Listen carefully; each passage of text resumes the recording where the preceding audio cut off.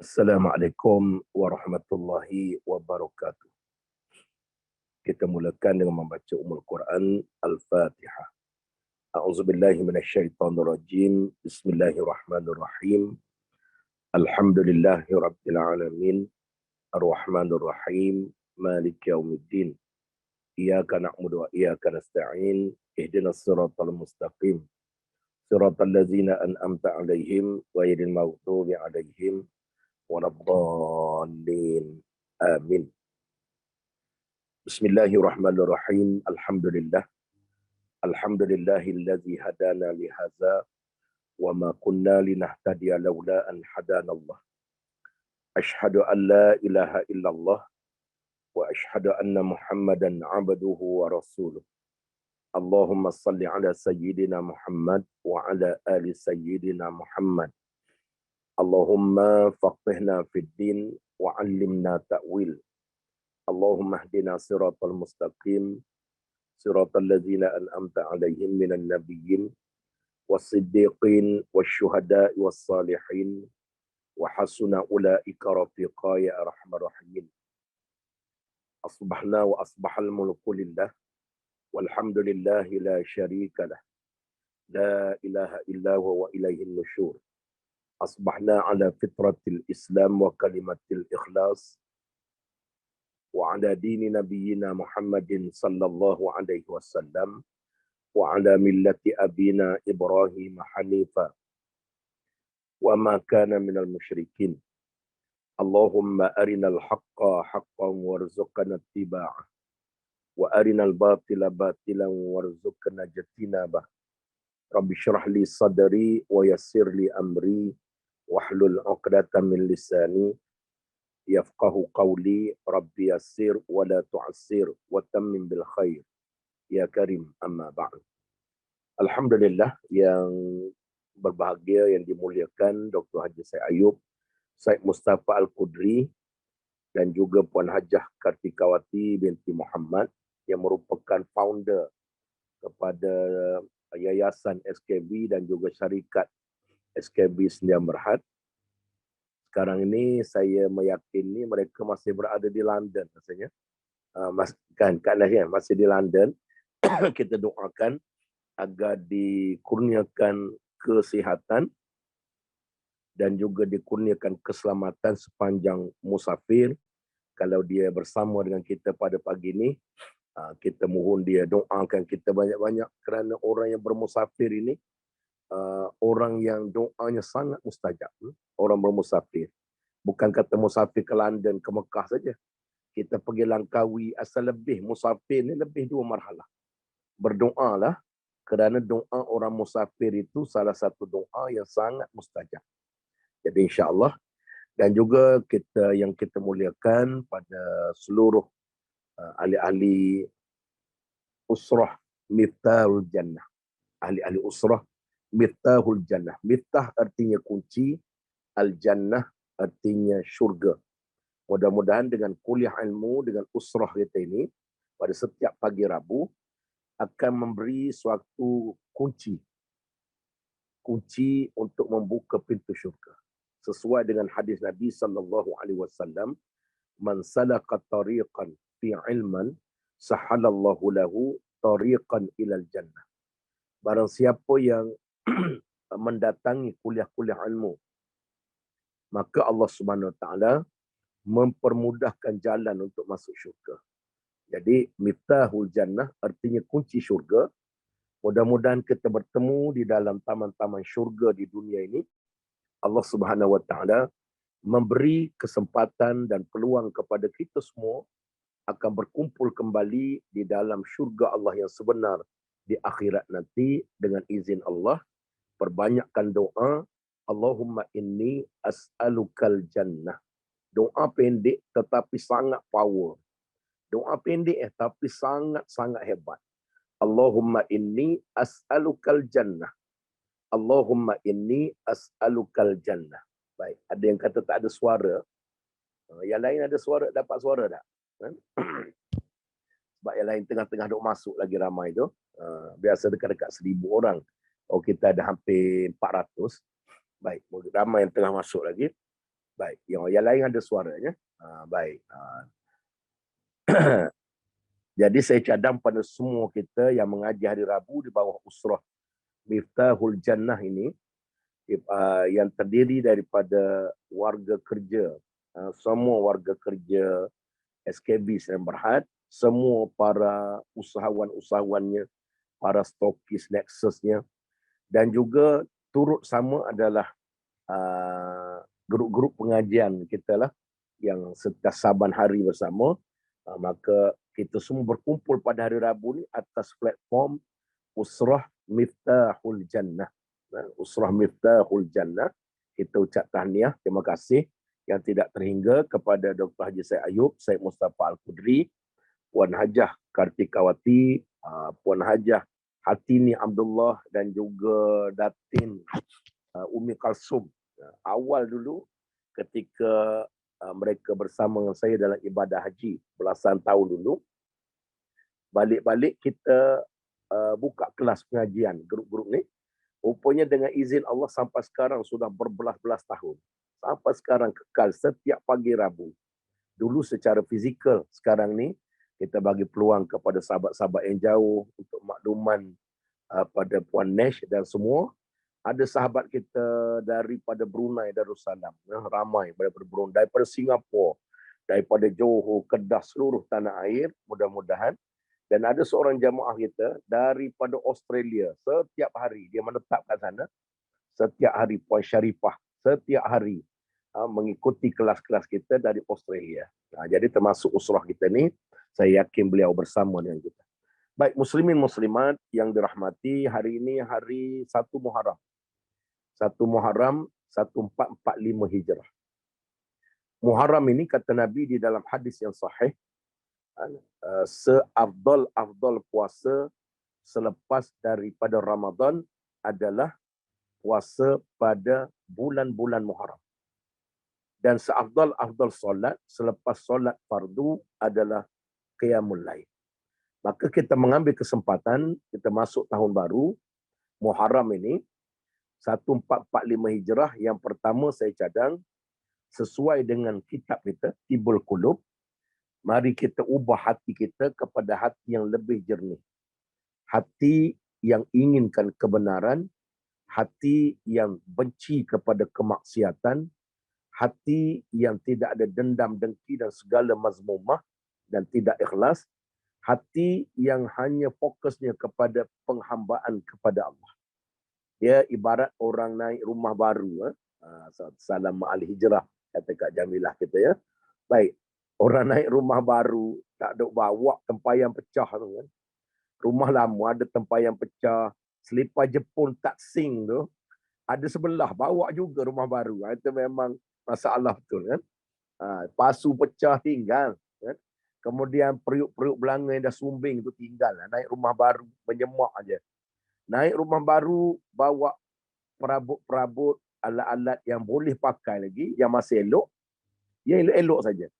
Yang buruk-buruk tu tinggal lah. Kemudian beli yang baru-baru. Beli yang baru-baru dah sesuai rumah baru. Ini kipas angin dah tak hidup dah, tak apa, ni boleh repair lagi, bawa juga kan.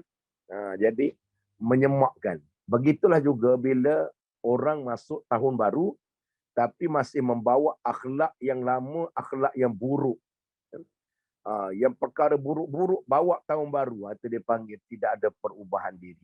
Maka saya cadang kepada diri saya dan sahabat-sahabat semua, ahli-ahli usrah Miftahul Jannah, agar bila masuk tahun baru hari ini, berazamlah untuk menjadi lebih baik.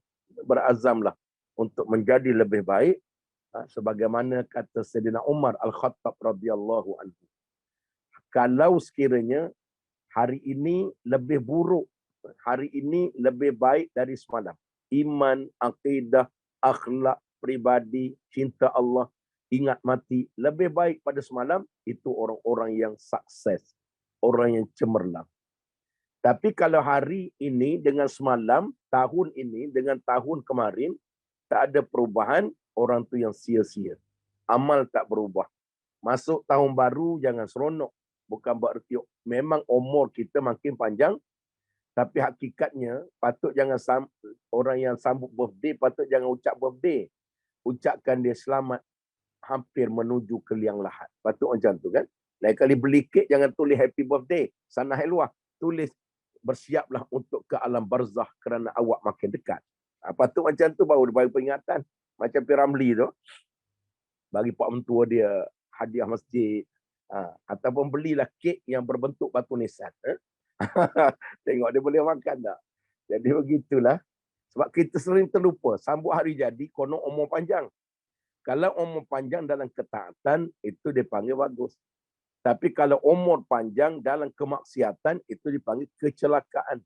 Jadi Sayyidina Umar kata, kalau semalam dengan hari ini tak ada perubahan, tahun baru dengan tahun lepas iman sama tak berubah, yang tak semayang, yang tak tutup aurat, yang bercakap tak senonoh, masih kekal, bawa amalan-amalan buruk ke tahun baru, ini dipanggil orang-orang yang buat kerja yang sia-sia macam mencurah air ke daun keladi.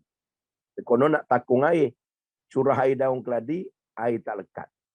Namun lagi teruk, kata Sayyidina Umar, masuk tahun baru dengan tahun lepas punya amal lebih baik pada tahun baru. Ini dia panggil orang yang celaka. Bukan saya sebut, Sayyidina Umar sebut. Jadi kalau orang Melaka, celaka ni biasa ya, bergurau saja kan. Jadi kecelakaan tu kebinasaan. Umur kita pada hari ini, amal kita, ibadah kita tak berubah-ubah kan.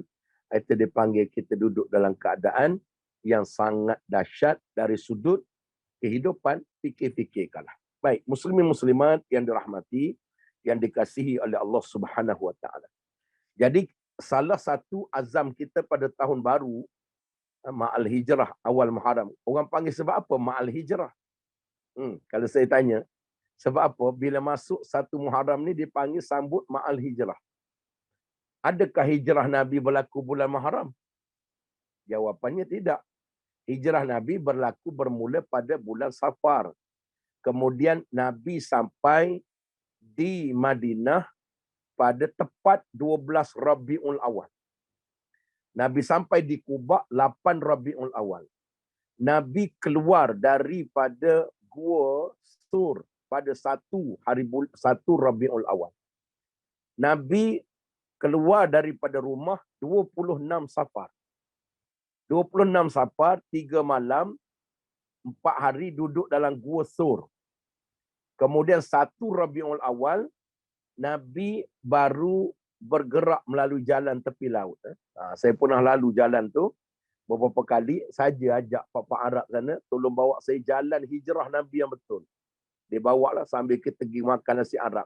Bukan nak kita tengok jalan tu sangat, lagi mencekik dalam dia kan. Dia ada satu restoran tepi laut tu, kalau kita lalu, memang very, very, very eksklusif. Terlalu eksklusif.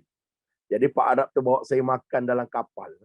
Restoran tu duduk dalam kapal, tepi laut. Satu dulang tu saya rasa dekat 2,000. Makan 3 orang, satu dulang 2,000 kan. Tu sikit lagi lah. Dah dia nak belanja kita makan lah. Akhirnya kita terus sampai ke Madinah.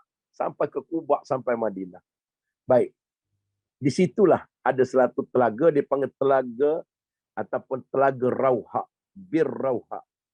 Kalau pergi umrah dengan saya memang bawa ke sana kan. Bir Rauha ni Ustaz Kazim Alias baru ni kan kena sihir, orang cadang pergi berubat kat telaga tu. Kerana waktu hijrah Nabi pernah sampai di telaga itu melalui tepi jalan laut, dan 70 rasul pernah sampai di telaga itu. Punya berkatnya sampai sekarang airnya jernih, orang buat pipe lagi boleh ambil tong demi tong. Dalam perjalanan nak pergi ke Medan Badar, Nabi lalu hijrah singgah situ. Jadi maknanya kita nak sebut bahawa bila Nabi sampai di Quba pada 8 hari bulan Rabiul Awal. 8 hari Nabi berjalan dalam padang pasir tu. Kemudian Nabi duduk di Quba selama 4 malam. 12 Rabiul Awal, hari Jumaat, baru Nabi keluar daripada Masjid Quba. Nabi solat Jumaat. Di sebelah Masjid Quba tu dia ada satu masjid dipanggil Masjid Jumaah. Itulah kali pertama syariat Islam sampai untuk solat Jumaat pada 12 Rabiul Awal. Dan daripada Quba, di jarak 7 kilometer, Nabi mula berjalan naik unta sampai di tapak sekarang Masjid Nabawi tepat pada 12 Rabiul Awal. Artinya, 12 Rabiul Awal Nabi lahir. 12 Rabiul Awal Nabi sampai di Madinah. 12 Rabiul Awal Nabi juga wafat. Maka special 12 Rabiul Awal ini. Tapi bila datang 12 Rabiul Awal, kita tak sambutlah hari kewafatan Nabi. Kita sambut hari kelahiran Nabi. Ada setengah negara macam Iran, dia tak sambut kelahiran Nabi. Mereka membesarkan kewafatan Nabi. Kerana mereka kata, dunia ini bagaikan hilang cahaya. Kerana hilangnya Rasul SAW pada 12 Rabiul Awal. Jadi kenapa kita sambut Ma'al Hijrah? Kenapa disebut? Kan dia sebut budak-budak duk nyanyi lagu awal Muharram detik permulaan.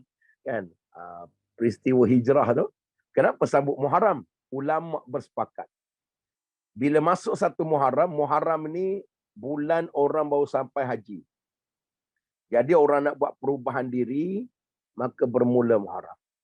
Dan Muharram ini disepakati oleh Sayyidina Umar dan para sahabat, bulan yang mula-mula ditentukan berdasarkan haji dan berdasarkan orang nak buat perubahan diri, maka dia ambil Muharram sebagai bulan pertama dalam Islam. Hijrah berlaku bulan Safar sampai Rabiul Awal. Tapi awalnya dia ambil sebagai Muharram, itu permulaan kepada hijrah persiapan Nabi SAW. Jadi saya nak cadang pada kita semua agar mulai hari ini, tahun baru 1445 Hijrah, kita akan menelusuri suatu kitab yang hebat yang ditulis oleh satu manusia yang hebat, ulama Islam yang telah meninggal dunia kira-kira 717 tahun yang lalu. Bukan setahun, bukan 10 tahun, 717 tahun dahulu. Namanya Syekh ataupun Imam Ibn Qayyim Al-Jauzi. Dia lahir di Damsyik, Syria, Syam. Meninggal pun di Damsyik pada tahun 728 Hijrah. Lahir di Hauran, Syria. Meninggal di Damsyik. Manusia alim yang meninggal dunia sudah 717 tahun. Tapi antara banyak intipati yang manusia dalam dunia ambil tentang bagaimana menjernihkan hati yang kotor, kerana kita dah bincang pada 2 minggu lepas, hati ini dipanggil center point. Kalau hati ini bersih, maka yang lain semua akan bersih. Sebab tu saya nak cadang, bila masuk tahun baru macam ni, semua orang nak memiliki hati yang bersih. Hati yang bersih ni tanda dia banyak cinta akhirat. Hati yang bersih, kalau kita tersalah melakukan dosa-dosa, mungkin kita mustahil tak laku dosa. Bila buat dosa, rasa bersalah sangat-sangat. Rasa menyesal sangat-sangat. Sebab ada orang yang hatinya mati, buat dosa tu rasa seronok. Pamerkan dalam Facebook, pamer dalam TikTok. Alangkah bangganya kita buat dosa. Orang lain tegur, melenting-lenting. Oi Ustaz, apa kau sibuk tegur? Kau jaga lubang kubur engkau, aku jaga lubang kubur aku. Lu siapa? Dia kata, la ilaha illallah Muhammadur Rasulullah. Kan? Kita tegur sebab nak bagi keselamatan pada semua. Bukan kerana kita alim. Tegur macam tu mengamuk. Itu tanda hati yang telah mati daripada hidayah Allah. Kan? Jadi sebab tu saya cadang permulaan ini, iaitu bagaimana meraih hati yang bersih. Ada satu doa Nabi SAW yang diriwayatkan oleh Imam Muslim. Hadis sahih. Kalau kita boleh baca mulai hari ini sampai mati, jangan tinggal. Salah satu jalan untuk dapat hati yang jernih. Hati yang jernih, walaupun duit banyak, harta banyak, dia tidak pernah lupa pada mati. Hati yang jernih, walaupun duit tak ada atau mungkin menjadi orang kaya, dia tak pernah lupa persediaan untuk mati. Wal isti'dadil yaumir rahil. Hati yang jernih, dia tidak akan pernah lupa kepada akhirat. Hati yang jernih akan sentiasa mencintai Allah, mencintai Nabi. Berbanding hati yang kotor sebaliknya, semua perkara-perkara agama dia benci. Sebab itu Nabi ajar pada kita, pakak-pakak baca satu doa, Allahumma ati nafsi taqwaha wa zakkiha anta khairu man zakkaha anta waliyuha wa maulaha. Nanti jangan bimbang, saya akan post lepas kuliah ni pada Puan Nesh dan pada semua untuk pakai amal sempena tahun baru hijrah ini. Kita dapat satu doa yang untuk bagi jernih hati. Allahumma ati nafsi taqwaha wa zakkiha anta khairu man zakkaha anta waliyuha wa maulaha. Sahih daripada Nabi. Kalau Nabi pun baca, hati Nabi ni dah bersih lama dah. Hati kita ni penuh dengan dosa-dosa dan karat jahiliah. Sebab tu kita baca Quran tak seronok. Berzikir tak seronok. Dengar kisah Nabi tak seronok. Tak pernah air mata kita jatuh kerana rasa kesusahan Nabi. Tak pernah air mata kita jatuh rasa Nabi rindu pada kita. Nabi sebut 1400 tahun lebih dulu. Duduk berkumpul dengan para sahabat. Lalu Nabi kata, aku sangat rindukan satu golongan. Sahabat-sahabat duduk depan Nabi dalam raudah tu, kata mereka, pasti kami ya Rasulullah. Kata Nabi, kamu ni sahabat aku. Berjumpa dengan aku setiap hari. Memang aku kasih. Tetapi ada satu golongan yang lebih aku rindu. Rindu ni tanda cinta. Rindu pada anak, rindu pada isteri, rindu pada suami. Lama tak jumpa, rindu. Rindu ni tanda kasih sayang, tanda cinta. Nabi sebut, aku rindu pada satu golongan.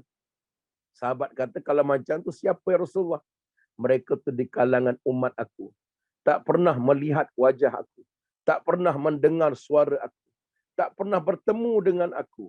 Tetapi mereka beriman dengan apa yang aku bawa. Beriman dengan Al-Quran. Beriman kepada aku sebagai Rasulullah.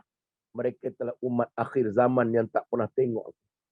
Yakni kita semua. Nabi sebut 1400 tahun dulu. Orang yang jernih hati, dia akan sentiasa rasa keagungan Allah dan mencintai Nabi. Mana tanda cinta Nabi? Cinta Al-Quran. Kalau hari-hari tak ada tengok Quran, maknanya kita belum cinta Nabi, belum cinta Allah. Kemudian apa tanda cinta Nabi? Memperbanyakkan selawat.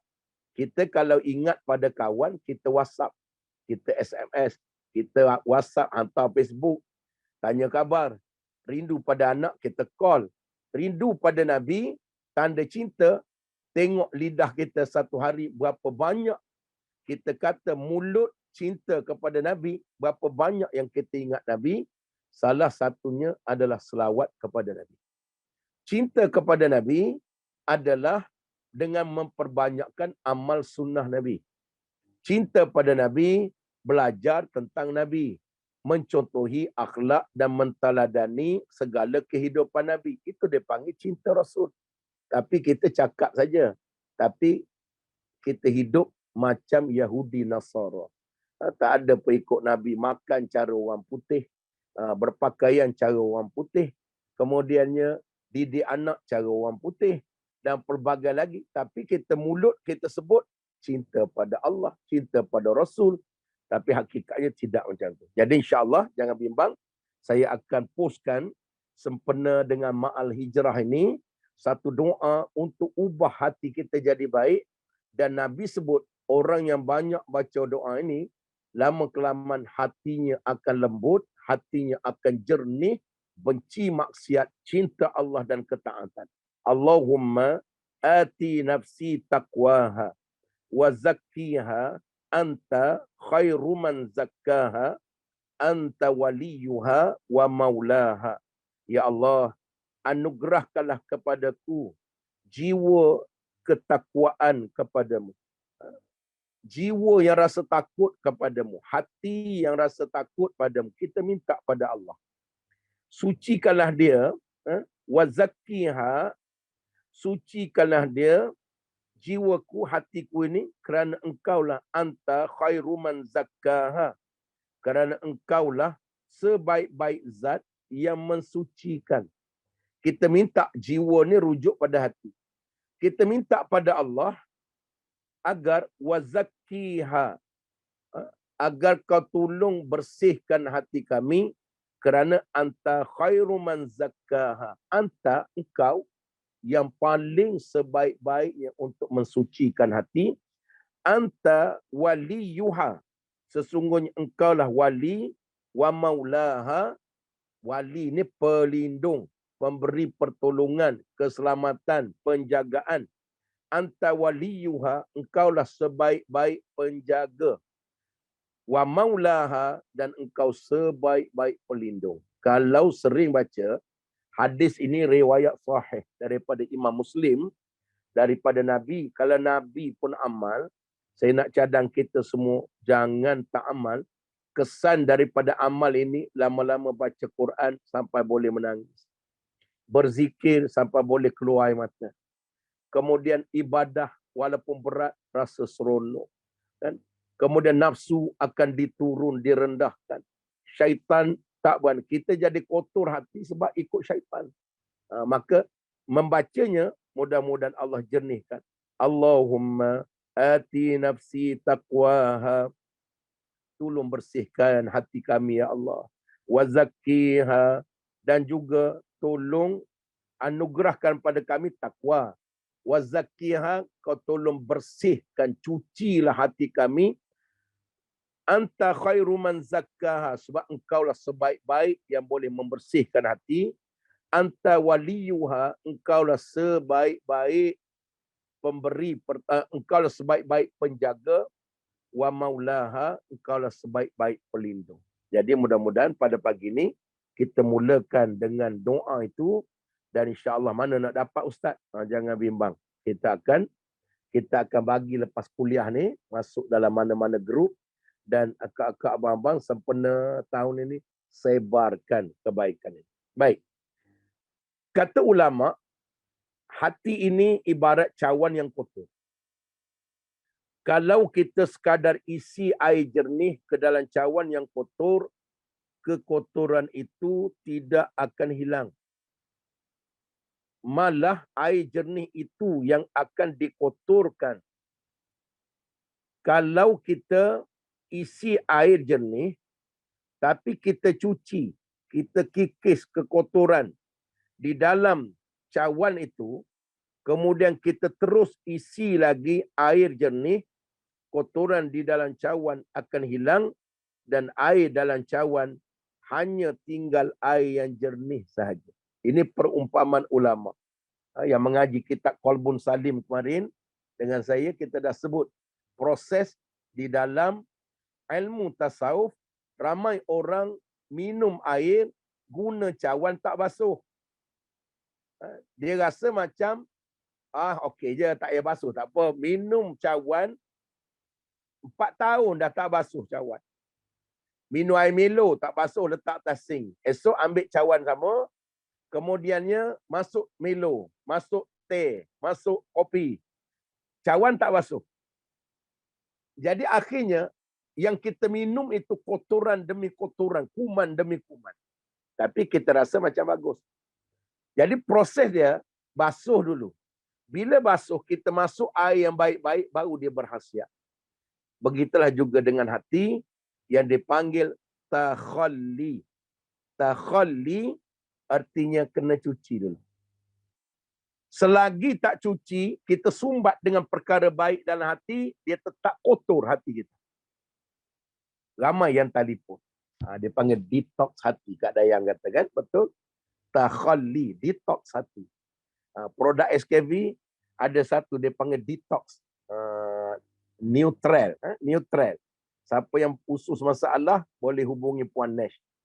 Kerana memang produk detox terbaik yang diformulasi oleh Dr. Said sendiri.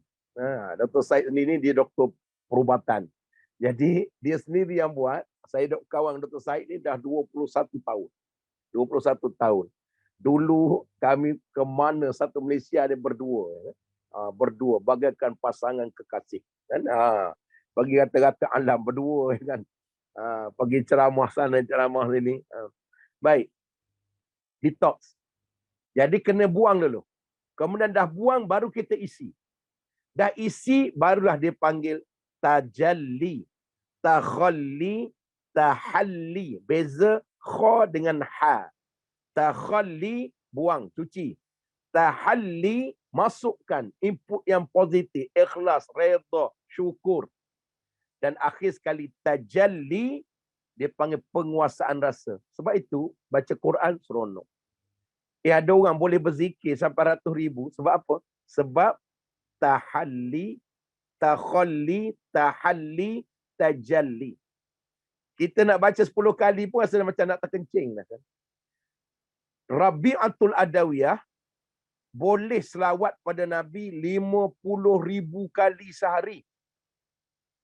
Imam Syafi'i khatam Quran dalam Ramadan 60 kali khatam. Logik akal kata, macam mana dia tak makan nasi ke? Tak berak ke? Tak kerja ke? Tak ceramah ke? Tak ada apa ke? 60 kali boleh khatam, cara baca jangan tanya. Tapi siang 30, siang habis 30 juzuk, malam 30 juzuk. Kenapa dia jadi seronok? Sebab tajalli. Kenapa kita tak seronok? Kita belum takhalli. Belum buang lagi yang kotor dalam hati. Kita cuba sumbat yang baik. Kita cuba ikhlas, dia tak jadi. Sebab kita belum buang yang kotor. Kita cuba redha, tak jadi. Kita cuba tunjuk baik, tak jadi. Tunjuk baik itu, kita cuba buat, cuba ikhlas, cuba tunjuk baik. Rupa-rupa masih ada riak lagi. Jadi sebab itu, dalam pengajian tasawuf dipanggil sifat-sifat mazmumah. Kena cuci dulu mazmumah, kemudian baru masukkan mahmudah. Kalau dalam hati kita dah tak ada mazmumah, adanya mahmudah, baru dia panggil semua benda ibadah dan Islam ni seronok. Ada orang masuk kuliah ilmu ni berkejaran masuk. Sebab apa? Tajalli. Kita fikir sendiri lah, kita ni suka ke tidak? Baca Quran suka tak? Ibadah malam suka tak? Berzikir suka tak? Tengok ibadah kita banyak mana? Kalau tak banyak, tandanya hati kita penuh dengan mazmumah. Bimbang hati kotor ini, zahir buat ibadah. Sembahyang, puasa sunat, berzikir, beribadah pada zahir. Pakai jubah, pakai apa. Nampak macam Islamik. Tapi pada hakikatnya kalau hati kotor, masih fasik. Kita cuba buat yang Islamik, tapi hati masih kotor, tak buang, maka semua itu dia akan datang benda-benda yang akan merosakkan amal. Buat amal bukan kerana Allah. Buat amal sebab nak tunjuk kita hebat. Buat amal sebab nak populariti. Buat amal sebab hubujah. Cintakan kebanggaan. Orang tak puji, menangis tepi tong, menangislah tepi tong gas. Kalau orang puji, oh alhamdulillah. Kalau orang puji. Jadi muslimin muslimat yang dirahmati, itu antara prosesnya. Jadi jernihkan hati. Saya nak ambil satu lagi kata-kata ulama. Kata Imam Ibn Qayyim Al-Jauzi, pengarang kitab kita ini, hati seorang mukmin adalah hati yang bersih, jernih, namun kuat, berisi cinta dan kasih sayang, serta berharap kebaikan untuk yang lain, tiada noda kedengkian dan permusuhan. Kita cek hati kita, tengok orang lain senang, kita senang tak? Kalau dalam hati kita tak boleh tengok orang senang, kita mula kata kat belakang, artinya hati kita sedang bermasalah. Kena cuci. Kalau kita suka tengok orang lain, dia beli Lamborghini, beli helikopter, kita daripada mula pakai kereta sorong ya. Senang, tak payah servis. Kan? Maka kita suka dan kita doakan dia. Kita dipanggil orang yang baik. Tak ada dendam dengki. Orang Melayu lah bangsa paling dahsyat dalam dunia, paling kuat kedengkiannya. Kerana kalau akak tengok drama Melayu, semua drama Melayu lah drama yang paling banyak main sihir. Tok Pawang, main sihir. Jarang saya tengok cerita Tamil kena sihir, jarang. Cerita Tamil dia bertumbuk tak berhenti. Berdengung. Jarang sihir-sihir ni. Orang Melayu semua cerita tengok baik sikit dendam. Baik sikit cari Tok Pawang. Melayu lah bangsa yang sebenarnya drama-drama yang dibuat dalam TV itu kisah benar yang berlaku dalam kehidupan. Bangsa paling dahsyat PhD. Ingat ada tinggi ilmunya. Penyakit, hasad, dengki. Kan? Jadi sebab itu, betul Ustaz kata Kak Dayang. Kan? Tengok cerita. Akak-akak tak tengok cerita dah. Sejak mengaji kitab, dia buang TV-nya. Aku seorang dah tengok. Kan? Sekarang kita sedang tengok apa dia? Filem apa Jannah, lupa dah aku. Kan? Jadi sikit lagi nak tengok Mak Kilau 2 kan. Salah ke Ustaz tengok filem? Tak salah. Istighfar lah kalau ada benda-benda kotor kita nak ambil pengajaran tengok filem Piramli. Baik. Jadi sebab itulah kata Imam Ibn Qayyim Al-Jauzi, tak ada dalam kitab kita ya. Dia bagaikan gelas kaca yang saya sebutkan tadi. Kalau dia suka kepada kebenaran, dia itu tanda dia jernih. Menangkis syubhat dan menangkis kebatilan. Bila hati telah benci kepada maksiat dan suka kepada ketaatan, itu kena minta agar hati kita terus kekal macam tu. Sampai ke kiamat. Sampai ke mati kita. Baik, muslimin muslimat yang dirahmati, yang dikasihi oleh Allah Subhanahu Wa Taala. Saya nak ambil apa kata-kata Tuan Guru ni Abdul Aziz Kelantan. Yang meninggal dunia jutaan manusia solat jenazah. Saya pergi tak boleh masuk Kota Baru. Tak boleh masuk. Polis tahan. Kalau nak pergi dengan motosikal. Kalau nak pergi naik bas je. Juta-juta manusia semayang. Dia kata apa? Hati kita ni bagaikan tapak kaki. Hati kita ni. Kita cek masing-masing. Hati ni bagai tapak kaki. Kalau tapak kaki kita ni lembut, kita pijak batu-batu kerikil tanpa pakai selipar, terasa sakit. Terpijak duri, rasa sakit. Pijak batu, rasa sakit. Berjalan atas tar tanpa selipar, rasa sakit. Tapi ada orang yang kakinya dah jadi kematu, pijak batu tak rasa, pijak duri tak rasa, macam orang asli yang kat dalam hutan, jarang pakai selipar. Sebab kaki dia dah jadi kematu dah. Begitulah perumpamaan hati. Kalau hati yang jernih dan bersih, melakukan maksiat, terasa sakit ke hati, rasa bersalah. Macam tapak kaki.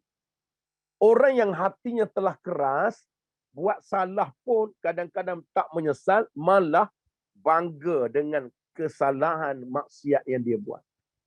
Lagi kita tegur, lagi mengamuk. Itu tanda yang telah mati. Dan Imam Ibn Qayyim dalam kitab kita ni, kita akan mengaji tanda-tanda hati yang qalbun salim, hati yang marid, sakit, apa rawatan dia, dan hati yang mayit, hati yang dah mati. Nak buat macam mana? Jadi, tiga tu kita akan bincang. Jadi, pada hari ini, saya nak ajak agar kita tengok kata pengantar pengarang kitab. Minggu depan baru kita mula untuk tengok bab 1, iaitu hati yang sihat dan hati yang sakit. Baik. Sebab saya rasa sayang, Imam Ibn Qayyim ditulis dalam kata pengantar muka surat XXIX. Belum masuk muka surat 1 lagi. XXIX. Kita tengok apa kata Imam Ibn Qayyim Al-Jauzi pada hari ini.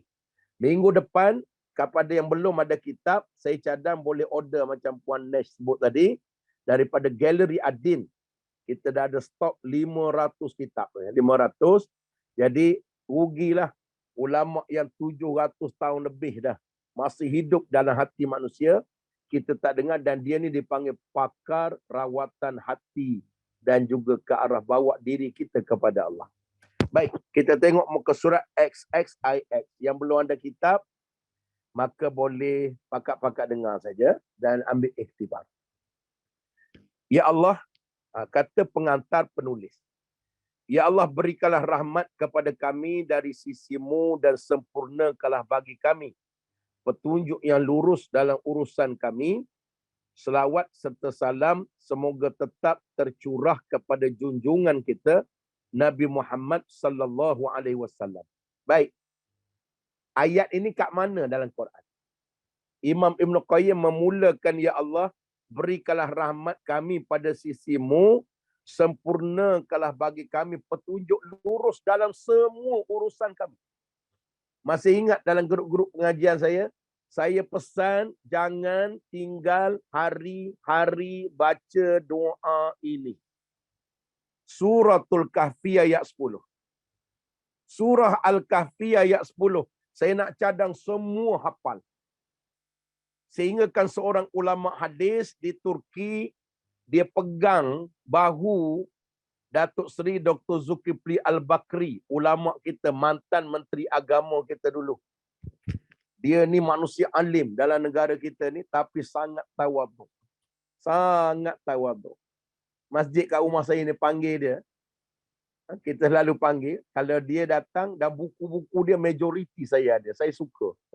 Daripada pustaka Cahaya Kasturi, dia keluar apa pun, buku yang banyak dalam rumah saya ni, majoriti buku dia. Kerana apa? Saya suka penulisannya, manusia alim, umur dia dengan saya lebih kurang. Umur dia dengan saya lebih kurang aja. Cuma dia terlalu banyak hafal hadis, terlalu banyak menatap kitab-kitab beribu-ribu. Dia kata satu hari dia pergi ke Turki, dia bermuzakarah tentang ilmu hadis. Satu pakar hadis dunia yang ada kat Istanbul, dekat dia nak balik masuk dalam kereta, dia pegang bahu Dr. Zul.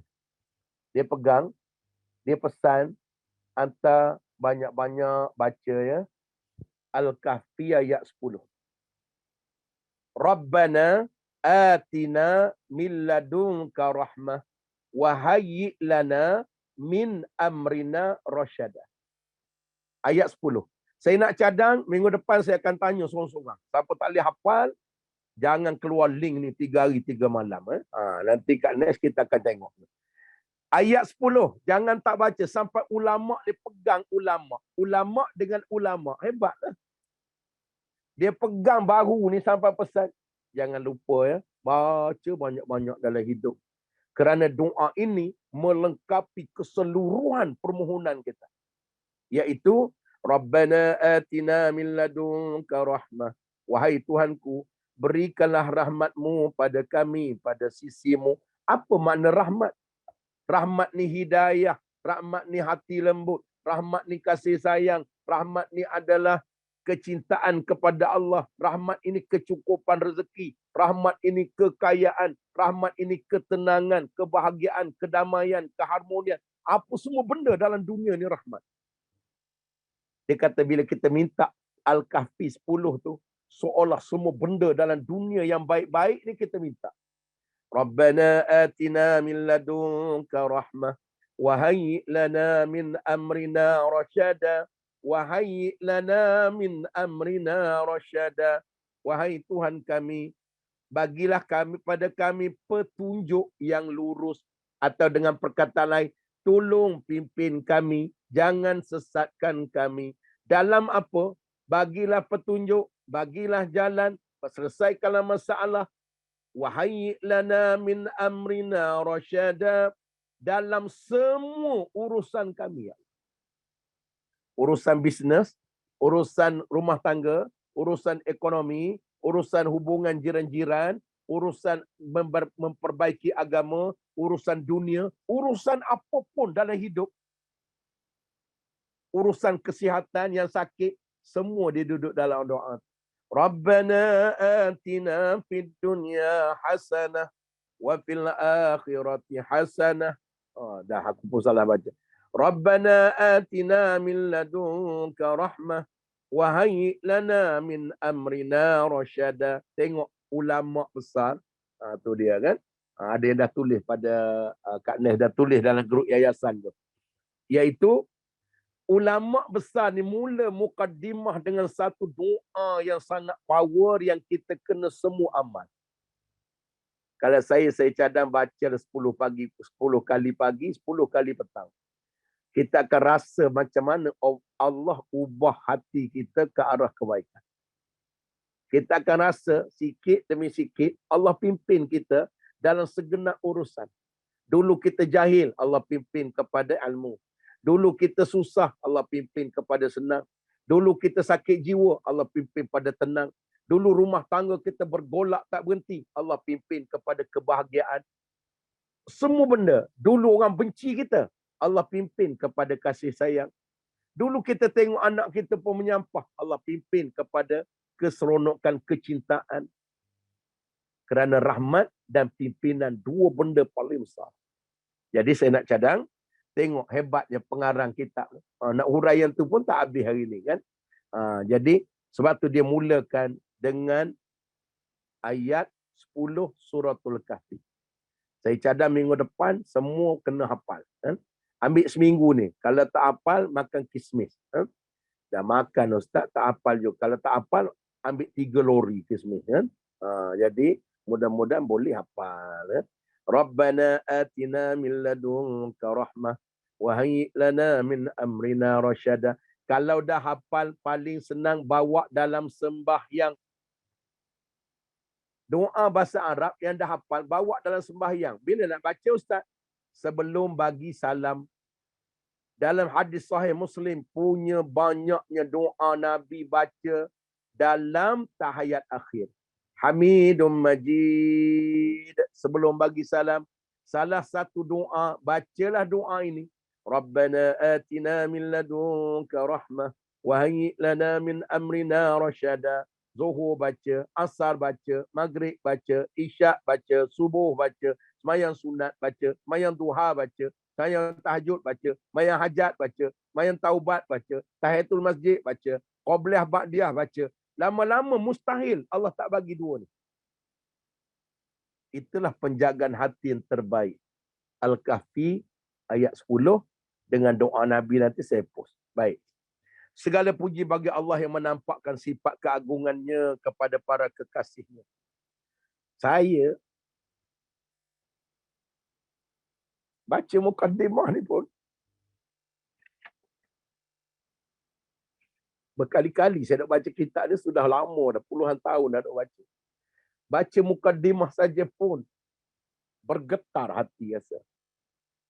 Inilah dia panggil hebatnya lautan ilmu para alim ulama Imam Ibn Qayyim ini.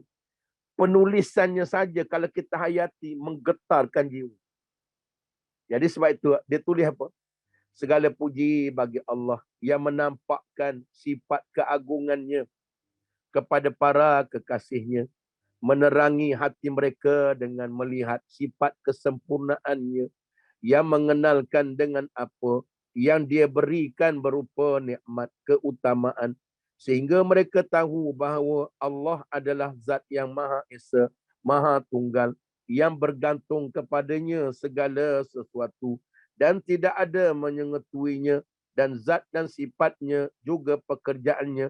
Bahkan Allah sebagaimana apa yang dia sifati di atas dan dia sifati makhluk dalam banyak dan sedikitnya. Yang kita dok baca, Qul huwallahu ahad. Huraian perenggan dua ni, Qul huwallahu ahad, Allahus samad, lam yalid wa lam yulad wa lam yakul lahu kufuwan ahad. Katakanlah Allah itu ahad, maha tunggal, maha esa. Qul huwallahu ahad, Allahus samad. Allah ini tempat bergantung semua makhluk. Lam yalid wa lam yulad. Tidak beranak dan tidak diperanakkan. Jangan tanya siapa mak dia. Sebelum adanya alam, telah adanya Allah. Bila alam telah hancur, Allah tetap ada. Walam yakul lahu kufuwan ahad. Tidak ada satu pun dalam dunia ini yang menyamai dengan Allah. Haram bagi kita belajar ataupun mengetahui macam mana rupa Allah. Yang kita boleh tahu, cukup mengaji tentang wujudnya Allah dengan melihat makhluk. Tafakkaru fi khalqillah wala wala tafakkaru fillah. Dalam kaedah fiqh. Kamu berfikirlah tentang makhluk untuk kamu kenal Allah. Jangan kamu bayang macam mana rupa Allah. Tafakkaru fi khalqillah. Tengok manusia, rasa kenal Allah. Jadi ayat yang kedua ni huraian Imam Ibn Qayyim tentang Qul huwallahu ahad. Sebab itu, Nabi ajar para sahabat dan saya cadang pada semua ahli usrah Miftahul Jannah. Malaskah? Sibukkah? Sekurang-kurang jangan tinggal 10 kali baca Qul huwallah satu hari. Tak sampai pun 2 minit 10 kali. Kerana dalam hadis sahih, Nabi sebut besarnya kalimah Qul huwallahu ahad. Kita puji Allah yang Maha Esa. Allah tempat bergantung. Allah tak ada mak. Allah tak ada siapa cipta. Allah tidak bertempat. Allah tak sama dengan makhluk. Allah sangat suka. Kita menafikan semua benda yang sifatnya menafikan kekurangan Allah. Kita juga meletakkan Allah segala-gala. Kata Nabi dalam hadis sahih. Orang yang membacanya 10 kali, automatik, garanti, pasti, confirm, 100%. Habis baca 10 kali, 2 minit 10 kali. 2 minit saja sambil-sambil duk type komputer pun boleh. Qul huwallahu ahad, Allahus samad, lam yalid wa lam yulad wa lam yakul lahu kufuwan ahad. Bismillahirrahmanirrahim. Qul huwallahu ahad, Allahus. 10 kali kata Nabi, habis baca 10 automatik Allah buat istana dalam syurga. Bukan bagi rumah banglo, bagi istana. Istana bukan kena renovation, siap semua dah. TV, peti ais, tangga bergerak, apa lagi, fanfare semua ada dalam rumah tu kan. Kolam renang, apa benda tak ada, semua ada. Garaj kereta, mozaik tak payah buat lagi. Kipas angin, lampu sindilia semua cukup. Sayyidina Umar tanya Nabi, ya Rasulullah, kalau aku baca lebih boleh tak? Apakah aku akan dapat lebih istana? Contoh aku baca 20 kali, apakah dapat 2? Aku baca 100 kali, aku akan dapat 10 buah sehari. Kata Nabi, silakan. Kamu akan dapat gandaan sebanyak bilangan kamu baca. Ada ulama yang boleh baca 1000 kali sehari. 1000 kali bahagi dengan 10. 1000 kali 10. Lu fikirlah sendiri. Berapa kat ni? 1000 kali bahagi 10. 1000 bahagi 10. Aku pun tak tahu. 100 ya. 1000 bagi 100 ya. 100 biji istana. Istana kalau kat dunia ni, istana negara tu berapa ringgit? Agak kalau tanya Agong, tuanku, berapa kalau saya nak beli istana ni? Istana negara atas bukit tu. Harga tak ada mahal lah, dalam 50 juta. Kalau dapat 100 biji, tak kegila namanya. Sehari, sekarang memang tak nampak. Mata hati yang jernih akan nampak. Sebab tu Sayyidina Umar kata pada Nabi, mulai hari ini ya Rasulullah, aku akan baca sebanyak-banyaknya suratul Ikhlas. Sebab aku nak meraih. Nanti masuk syurga, orang lain pun masuk syurga. Tapi orang lain tak kaya macam kita. Kita masuk syurga tu dia, kata malaikat, nah, ambil ni. Apa ni semua ni banyak sangat. Awak punya rumah nak kunci. Ada 100,000 biji. Tak kegila namanya. Kalau 50 juta biji, kali dengan 100,000, tak kegila berapa ratus bilion tu. Duduklah awak menikmati istana awak ini. Sampai bila-bila tidak ada nombor lagi. Tak baca lagi. Saya cadang mulai hari ni, salah satu amal lagi, 3 dah hari ni. Kan? Ustaz ni tadi kata 1 dan dia dah 3 dah, mati nak mengampal. Kan? Baik. 3 dah. Tadi kita kata, bacalah yang pertama, Allahumma ati nafsi taqwaha wa zakkiha anta khairu man zakkaha anta waliyuha wa maulaha. Doa Nabi untuk jernih hati. Yang kedua, saya cadang tadi, dalam tahun baru ini, jangan tinggal tiap-tiap hari. 24 jam, carilah satu. Rabbana atina min ladunka rahmah wa hayyi' lana min amrina rasyada. Ayat 10, suratul Kahfi. Doa komplit, minta rahmat, minta petunjuk dalam semua perkara. tanpa kita sedar, kita buntu otak. Oh, duit lama dah tak ada. Rumah terbengkalai, nak bayar tak boleh. Bil elektrik kena potong. Bil astro kena potong. Kemudian ni tak ada duit. Nak balik kampung tak ada duit. Nak bagi mak tak ada duit. Nak bagi haji tak ada duit. Kerana minta doa ini, semua Tuhan bagi. Dengan izin Allah. Dan yang ketiga, iaitu bacalah Qul Huwallahu Ahad. Kalau paling malas 10 kali. Abang-abang, kakak-kakak yang kerja SKV, yang usahawan-usahawan ini, sambil bawa kereta lah. Daripada duduk melalak menyanyi lagu Permata Biru. Kan? Nyanyi, daripada menyanyi, lebih baik tukar baca Qul Huwallah. Selesai insyaAllah. Ini menyanyi kat rumah menyanyi. Dalam jamban pun tengah bersabun pun menyanyi. Habis 3 lagu. Habis 3. Lebih baik jalan jamban tak bolehlah baca. Bacalah Qul Huwallah. Masa kita kata tak ada masa. Orang yang hatinya jernih, Allah susun. Masanya Allah susun. Banyak nak hafal, tapi boleh baca. Itulah rahsia. Kalau kita peruntukkan masa untuk Allah, Allah akan peruntukkan masa untuk kita. Kalau kamu jaga Allah, Allah akan jaga. Saya mengaji dengan Allah Yarham Tok Guru Aziz Kelantan dulu. Dia kata, rahsia dia mu nak hidup sukses, mu jaga semayang. Mu jaga semayang saja. Masuk waktu semayang. Masuk waktu semayang. Masuk waktu semayang. Kalau mu boleh buat macam ni, segala urusan dunia, bisnes, meeting, urusan keluarga, urusan anak sekolah, urusan kehidupan, Allah atur dengan cantik sebab mu jaga Allah. Ihfazillahu yahfazuka. Kitab pertama yang kita mengaji dalam Miftahul Jannah dulu sampai tamat. 5 tahun baru tamat kitab tu. Jadi sebab itu muslimin muslimat, bila nak habis mukaddimah baru duduk 2 perenggannya kan.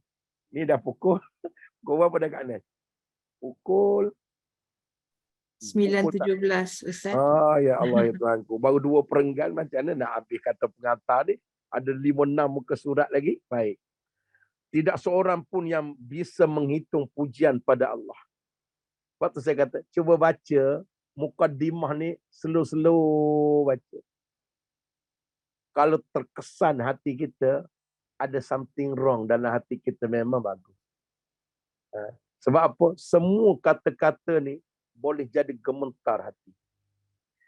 Tidak seorang pun yang boleh menghitung pujian kepada Allah. Bahkan Allah tetap seperti apa yang dia puji terhadap dirinya. Dan utusan yang dimuliakan, maha awal yang tidak didahulukan sesuatu, maha akhir yang tidak ada setelahnya, maha nyata yang tidak ada di atasnya sesuatu apapun, maha ghaib yang tidak ada di bawahnya sesuatu apapun. Allah tidak menghalang makhluknya dengan menutupi kainnya. Maha hidup, maha kekal, maha tunggal dalam keabadian. Sedangkan semua makhluk yang menuju pada kebinasaan, maha mendengar yang maha mendengar segala kegaduhan suara. Dan dengan perbezaan bahasa, dengan beraneka ragam keperluan, maha Allah tidak akan disibukkan dengan suara satu sama lain. Dan yang tidak salah daripada setiap permintaan. Maha yang tidak bosan dengan orang yang mendesak untuk meminta kepadanya. Kalau nak hurai sejam pula perenggan. Kan? Ya musabbibal asbab, ya fatihal abwab, ya sami'al aswat, ya qadiyal hajat, ya mujibad da'wat. Wahai Tuhan yang menjadi asbab kepada semua sebab. Wahai Tuhan yang membuka semua pintu. Wahai Tuhan yang mendengar semua suara walaupun keluhan dalam hati. Tuhan yang tak pernah bosan. Tiap-tiap hari malaikat bawa naik ke langit. Jahatnya makhlukmu, ya Allah. Kau suruh semayang, dia tak semayang. Kau suruh tutup aurat, dia malas. Kau suruh bercakap baik-baik, dia mengumpat. Malaikat bawa naik hari-hari, bawa naik kejahatan kita. Apa kata Allah? Tak apalah. Aku tetap tunggu dia minta ampun. Tak apalah, dia buat naik jahat. Esok aku datang rezeki pada dia. Dia buat kejahatan, aku datang lagi rezeki. Selagi dia hidup ada rezeki dia. Wa ma min dabbatin fil ardi illa 'ala Allahi rizquha. Jahat pun tak apa. Tiap-tiap malam, awal pagi, aku turun langit dunia, aku nak dengar. Siapa yang minta ampun, aku nak ampun. Siapa yang minta hajat, aku akan tunai hajat. Walaupun jahat nak mampus, kata malaikat. Malaikat kata jahat nak mampus ni, ya Allah, kata. Semayang tidak, tak peduli agama. Bawa naik atas. Malaikat bosan tak? Tak. Tak apa, wahai malaikat. Mungkin akan datang kat tua-tua dia nanti dia taubat atas kejahatan dia. Esok buat jahat lagi. Tak apa. Mungkin esok dia taubat lagi. Baik dah Allah. Terlalu baik. Walaupun buatlah jahat, pernah bunuh orang, pernah melacur diri, minum arak bertuntung sari, buatlah apa jahat, aku tetap tunggu kamu minta ampun. Aku nak bersihkan kamu sebelum mati. Tapi sombongnya kita sampai sekarang tak serius minta ampun. Sebab apa?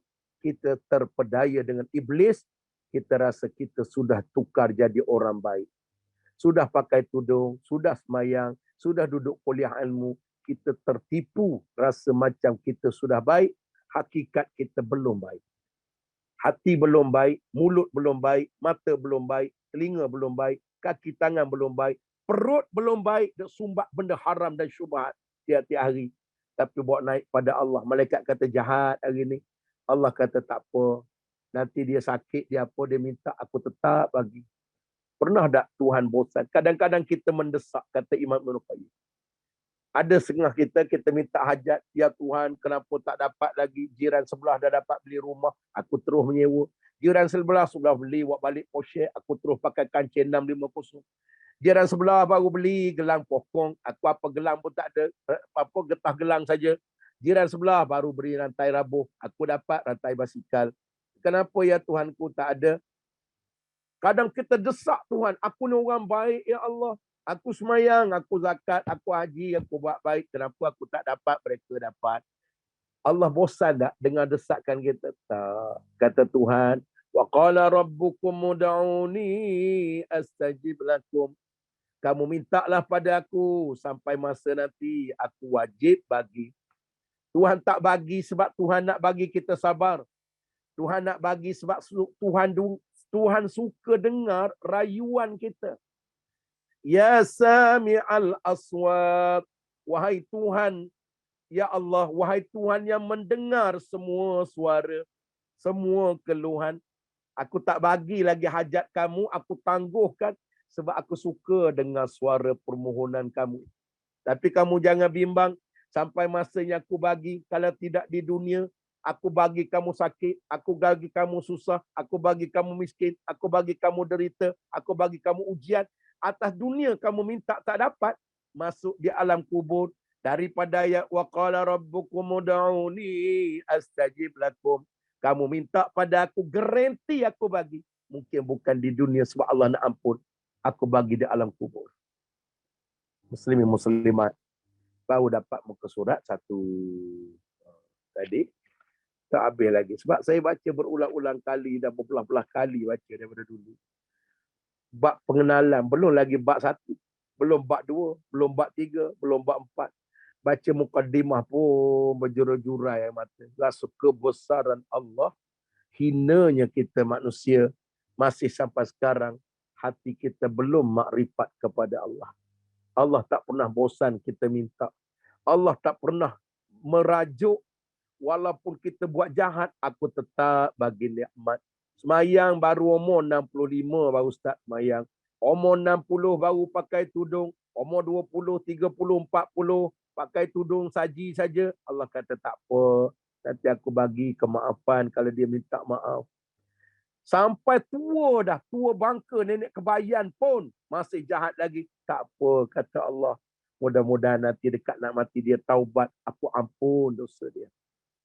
Masya Allah, baiknya Allah Subhanahu Wa Taala. Jadi Kak Nes pun apa dah? Jam saya ni mampus pula hari ni kan?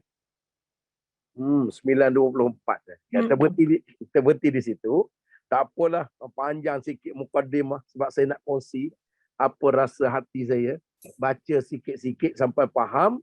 Dan kalau tak sempat, minggu depan, minggu satu lagi baru kita masuk tajuknya. Yang tak sempat beli kitab, sempat lagi, rugi. Saya dah order ada 500 biji kat galeri Adin itu. Kalau kakak tak tolong beli, aku kena baca seorang diri lah, kan. Yang tu pun saya dah keluar duit saya. Duit saya ada berapa belas ribu baru ni. Sebab galeri Adin pun dia tak cukup duit ke, dia kedai kecil aja. Ustaz boleh tolong top up? Saya kata tak apa. Sebab ada kitab-kitab lain lagi. Saya pun kata tak apalah. Nanti kalau dah tak laku nanti baru kita bincang dengan kilang nak tolak balik ke. Saya bawa ke masjid lain ke. Tapi saya rasa rugi. Siapa tak miliki kitab ini kerana perbahasan hatilah benda yang paling besar untuk dijinakkan untuk dekat dengan Allah. Kalau hati selesai, everything dalam dunia semua selesai. Jadi kitab ni Kak Nesh dah bagi. Mana gambar dia? Tak berapa terang lah. Baik. Tibul Qulub. Klinik bagi hati. Kebetulan nak berjumpa dengan ulama-ulama dunia yang hebat-hebat yang dah meninggal dunia 700 tahun lebih. Tapi namanya sampai kiamat. Kitab dia banyak. Qawaid fiqhiyah dan pelbagai, kita ambil salah satu. Kalau kita mati pun sekurang-kurangnya Allah bagi satu nikmat, mudah-mudahan kitab ni sebagai saksi. Dia beza pahala mengaji berkitab dengan tak ada kitab. Dengar dapat pahala. Tapi simpan kitab pahala lain, pegang kitab pahala lain, tengok kitab pahala lain, rujuk kitab pahala lain.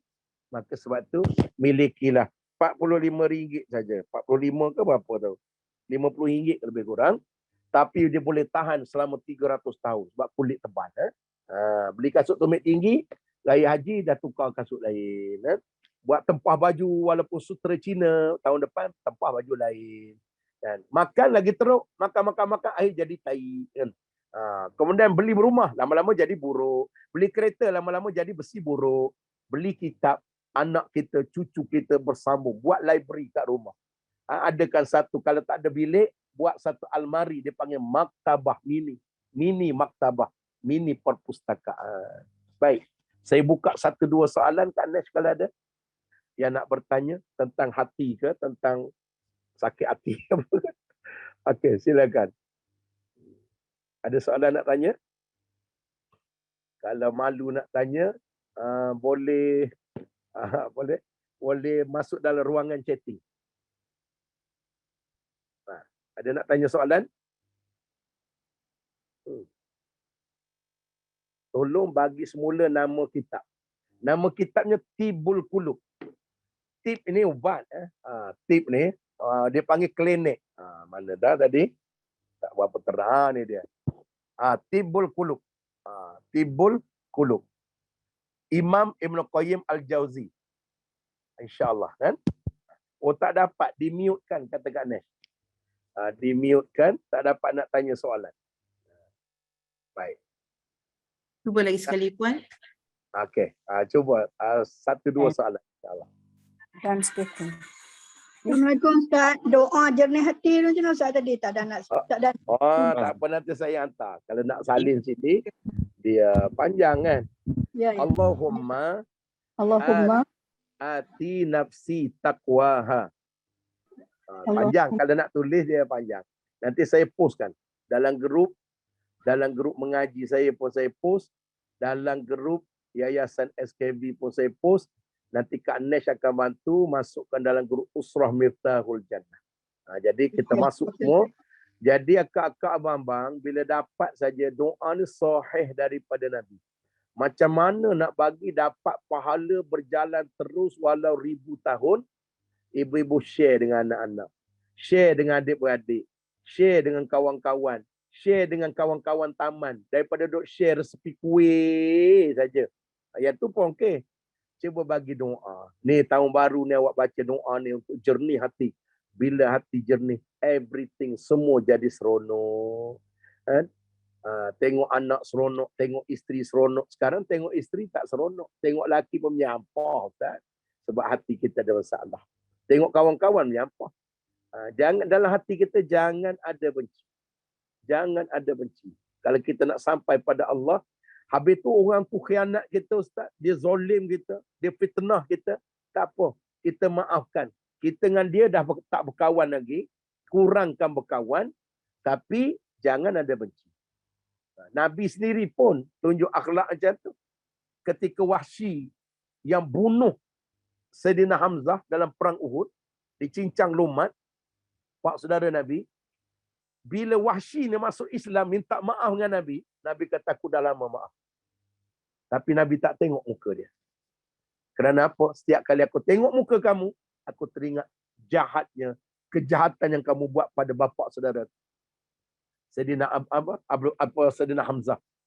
Akhirnya itu dia panggil orang pernah tipu kita. Tak apalah. Dosa dengan Allah, Allah tetap tahu. Tapi kita jangan ada benci. Lagi baik wal'afina anin nas. Hati yang jernih sentiasa memaafkan salah orang. Ibu-ibu cuba malam ni, bapa-bapa cuba malam ni, sebelum tidur istighfar, kemudian sebut pada Allah, ya Allah, aku mohon ampun atas semua dosa. Aku maafkan semua salah orang pada aku.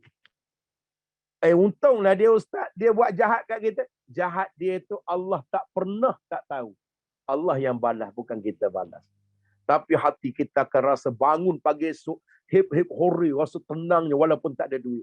Walau masalah banyak, Tuhan bagi tenang. Hari ini serabut sebab ada dendam, ada dengki, ada benci pada orang. Jadi jangan ada benci. Okey. Ada soalan nak tanya? Betul Ustaz kata Kak Zahra ya. Ustaz, saya ada nak share sikit. Okey, silakan. Okey, pagi ni pihak yayasan akan ke lebih 18 lokasi untuk kita sampaikan infak berbentuk makanan. So gabungan daripada yayasan dan juga sumbangan yang kita terima dari ramai-ramai yang yang infakkan kita. So kita dapat hantar pada 1000 orang penerima. Hari ni dia makan nasi ayam masyrik, Ustaz. So, alhamdulillah. Okey, untuk makluman duit-duit yang ada yang infak, ada hasil daripada perniagaan SKB yang para usahawannya berniaga. Ya Allah, untungnya para stafnya tiap-tiap bulan doktor dengan Puan Hajah Kartika tiap-tiap bulan ambil portion daripada jualan itu masuk tabung yayasan. Macam hari ini ada 1000 orang. Hari ini Ma'al Hijrah akan dibagikan makanan dan sebagainya. Sebelum ni kita buat masjid. Alhamdulillah sudah siap dan boleh terus infak pada tabung yayasan untuk kita buat masjid lain. Contohnya ada satu surau kemarin daripada Seksyen 7 Shah Alam semayang, tengah semayang kat ada tangan doa kunut ni, hujan, bukan turun rahmat, turun hujan dalam tapak tangan. Jadi kita akan bantu yang tu pihak yayasan. Yayasan SKB ni dia punya trademark dia akan buat masjid, buat surau, buat masjid, buat surau dan kebajikan ummah. Jadi pakat-pakat bantu. Dan nombor pun dah ada di situ. Hari ni akak-akak yang sumbang tengok ada 1000 orang. Masjid yang akak-akak buat itu, yang buat kat Yala tu, campur dengan para warga kerja, para usahawan. Ya Allah, cemburunya saya. Kerana apa? Apa yang kita sumbang titik peluh itu, semuanya masuk kepada pembinaan rumah Allah. Ada 1000 pelajar hafiz Quran kat situ tiap-tiap hari. Markas itu, masjid itu menjadi pusat aktiviti agama mungkin 1000 tahun lagi. Walaupun kita bagi RM1, pahalanya berjalan terus macam tak mati-mati. Jadi sebab itu saya cadang lepas ni tunggu doktor dengan Puan Hajah Kartika balik. Kita ada next project untuk buat masjid baru. Kalau boleh daripada kosong, kita semualah. Jangan fikir nak bagi banyak. RM1 pun tak apa sebulan. RM2 sebulan. Jangan bimbang. Nabi bersumpah orang yang infak ni tidak akan pernah miskin. Dan ingat kata Nabi, jauhkan neraka, padamkan dosa-dosa dengan infak kamu dan jauhkan neraka dengan sedekah walaupun setengah biji tamar. Apatah lagi buat masjid surau. Kita ucap tahniah kepada seluruh warga kerja SKB, seluruh usahawan-usahawannya, dan kita semua, seluruh ahli-ahli usrah Miftahul Jannah bawah Yayasan SKB, kita ucap tahniah dan teruskan usaha-usaha baik. Kita bukan ahli qiyamul lail, kita bukan ahli, kita banyak dosa, banyak maksiat. Maka mudah-mudahan infak kita RM1, RM2 itu untuk pembinaan rumah Allah, orang ibadah dan sebagainya. Apatah lagi rumah Allah yang imarah. Macam pondok Yala yang kita sumbang buat Masjid Taqwa itu 1,000 orang sehari. Tiap-tiap hari duk mengapa Quran. Akak boleh bayang tak pahala banyak mana? Saya tak bagi banyak Ustaz. Malaikat tak tanya banyak sikit. Malaikat tanya ikhlas. Jadi terima kasih Kak Nesh. Dan kita ucap tahniah kepada semua warga-warga usrah Miftahul Jannah. Dan jangan, sebab tu salah satu azam tahun baru kita, hijrah ni, tidak ada hari tanpa infak. Cuba letak kat dinding rumah kita, tidak ada hari tanpa infak, walaupun RM1 saja. Cuba tengok apa akan jadi dengan keberkatan hidup kita. Allah ampun dosa, Allah jauhkan neraka, Allah jadi kita ni makin lama makin baik. Sebab apa? Kita menyantuni fakir miskin macam ni 1,000 orang dapat makanan, tolong orang di dunia, garanti kata Nabi, Allah tolong kita kesusahan di akhirat. Saat berbaris panjang, nak timbang amal, waktu itu kata Nabi, kata malaikat mari sini. Awak dulu kan pernah bantu fakir miskin, awak pernah bantu anak yatim, awak pernah buat masjid, mari sini. Tak payah duduk tengah panas, awak potong queue terus pakai lorong smart tag. Jangan duduk berbaris pakai lorong tunai lambat, lalu smart tag. Jadi akhirnya cepat dia kata. Mudah-mudahan asalkan ikhlas. Okey Kak Nesh ya. Mudah-mudahan terima kasih pada semua. Pukul berapa dah? Jam saya ni mabuk hari ni. 9.37 Ustaz. 9.37. Saya nak kena tukar masuk link sebelah pula. Pukul 10 pagi dengan kitab lain. Terutama ibu-ibu yang duduk dalam ni majoriti duduk mengaji kitab tu. InsyaAllah setiap hari Rabu, sayangnya tak mengaji kitab ni, sebarkan, ajak. Salah satu lagi cara, minggu depan seorang ajak seorang. Seorang ajak seorang, sebab Puan Kartika dengan doktor, kita dah bincang, kalau nampak sambutannya melebihi 1,000 orang lalu memang tak cukup, mungkin kita sewa webinar. Kan? Kita sewa webinar. Macam sekarang kadang 700, hari ni 700 lebih. Jadi kalau tak cukup gitu, rugi sebab bayar setahun belah-belah ribu untuk sewa tu. Sebulan 1,000 lebih, setahun berbelah ribu. Jadi, tapi kalau yang masuk tu 2,000 orang, untung. Maka mudah-mudahan pihak yayasan akan sewa link yang lebih besar lagi. Baik, kalau tak ada link, kita pakai darling, selesai masalah. Baik. Jadi saya rasa cukup dulu untuk hari ini. Dan kepada yang belum dapat kitab, nanti Kak Nesh dan warga kerja yayasan akan pakat-pakat sebar. Saya pun akan sebar dalam yang ada dalam telefon saya. Dan mudah-mudahan apa saja usaha baik kita pakat sokong. Kerana itulah cara menjernihkan hati kita asalkan ikhlas kerana Allah.